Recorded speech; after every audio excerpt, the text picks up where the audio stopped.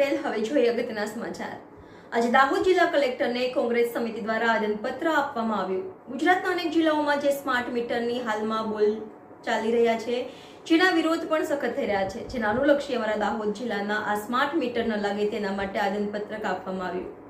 કોંગ્રેસ સમિતિ દાહોદ દ્વારા દાહોદ નગરપાલિકા વિસ્તારમાં MGVCL દ્વારા ડિજિટલ સ્માર્ટ મીટર જ્યાં જ્યાં લગાવવામાં આવ્યા છે ત્યાં માત્ર 10 દિવસમાં ₹2000 કપાઈ જાય છે।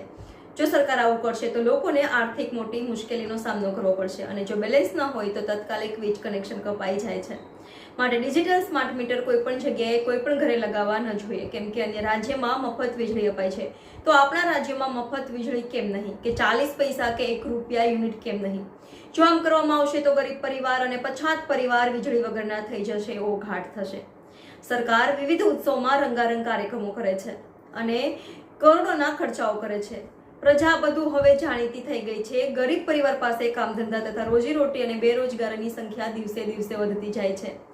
આપશ્રી દ્વારા ડિજિટલ સ્માર્ટ મીટર ન લગાવવા ભલામણ કરી હતી। દાહોદ જિલ્લા કોંગ્રેસ સમિતિ દ્વારા દાહોદ જિલ્લા કલેક્ટરશ્રીને કોંગ્રેસના આગેવાનો તેમજ કોંગ્રેસના ડોક્ટર પ્રભાબેન તાવડિયાની આગેવાનીમાં અમારા જિલ્લામાં સ્માર્ટ મીટર ન લગાવવા માટે કલેક્ટરશ્રીને આવેદનપત્ર પાઠવ્યું। Reporter Nikunj Bavaliya, NN news, Dahod. દર્શક મિત્રો, તમારી આસપાસ બની રહેલી અવનવી ઘટનાઓ વિશે જાણવા માટે NN ન્યૂઝને લાઇક કરો, શેર કરો, સબસ્ક્રાઇબ કરો અને બેલ આઇકન પ્રેસ કરો, જેથી આપને નોટિફિકેશન્સ મળતી રહે।